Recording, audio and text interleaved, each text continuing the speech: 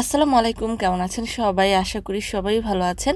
যে যেখান থেকে এই ভিডিওটি দেখছেন সবাইকে শুভেচ্ছা জানাচ্ছি। আজকের ভিডিওতে জানিয়ে দিব কুয়েতের সর্বশেষ খবর। প্রথমেই জানিয়ে দিচ্ছি কুয়েতস্থ বাংলাদেশ দূতাবাসের আপডেট।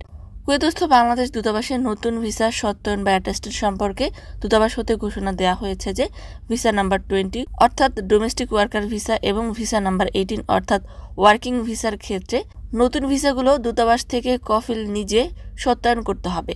এক্ষেত্রে যদি কফিল নিজে শারীরিকভাবে উপস্থিত হতে না পারে, সেক্ষেত্রে তার মনোনীত পাওয়ার অফ অ্যাটর্নি প্রাপ্ত ব্যক্তি ভিসা সত্যায়ন বা অ্যাটেস্টেড করে নিয়ে যেতে পারে।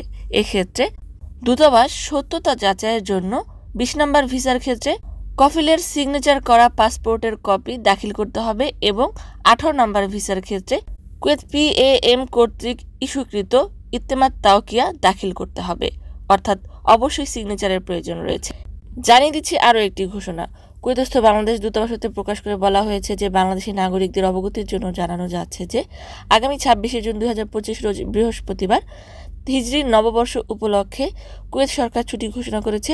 এ উপলক্ষে উক্ত দিন বাংলাদেশ দূতাবাস সকল কার্যক্রম বন্ধ রাখবে। যেহেতু দূতাবাস বন্ধ থাকবে, এমতো অবস্থায় ওই দিন যে সকল পাসপোর্ট আবেদনকারীর আবেদন জমা দেওয়ার অ্যাপয়েন্টমেন্ট ছিল, সেদিন 26 তারিখের পরিবর্তে 2 এবং 3 জুলাই নির্ধারণ করা হয়েছে। আশা করি সবাই বুঝতে পেরেছেন। বুঝতে না পারলে কমেন্ট করবেন। অন্যদিকে আসন্ন আশুরা উপলক্ষে কুয়েতের স্বরাষ্ট্র মন্ত্রণালয় কিছু নির্দেশনা প্রদান করেছেন। 10ই মহরম কুয়েতে শিয়া সম্প্রদায় বিশেষ কিছু নিয়ম পালন করে থাকে।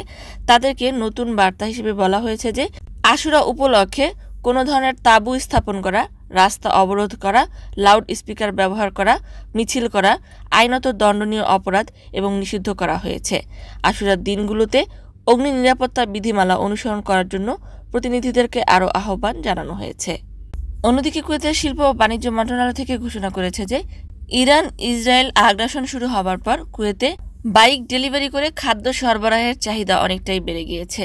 এছাড়াও আরও বলা হয়েছে যে এই আগ্রাসন শুরু হবার পর শুকনো খাবার এবং পান করার জন্য পানির চাহিদার পরিমাণও অনেকটাই বেড়ে গিয়েছে। মন্ত্রণালয় অতিরিক্ত চাহিদার যোগান দিতে এসব জিনিসের অতিরিক্ত মজুতকরণ করার চেষ্টা করছে। অন্যদিকে খারাপ আবহাওয়া সম্পর্কে আবহাওয়া অফিস থেকে বলা হয়েছে যে এই সপ্তাহের শেষের দিনগুলোতে ধুলোবালি ওড়ার সম্ভাবনা রয়েছে এবং সেই সাথে প্রচণ্ড তাপমাত্রা অনুভূত হতে পারে।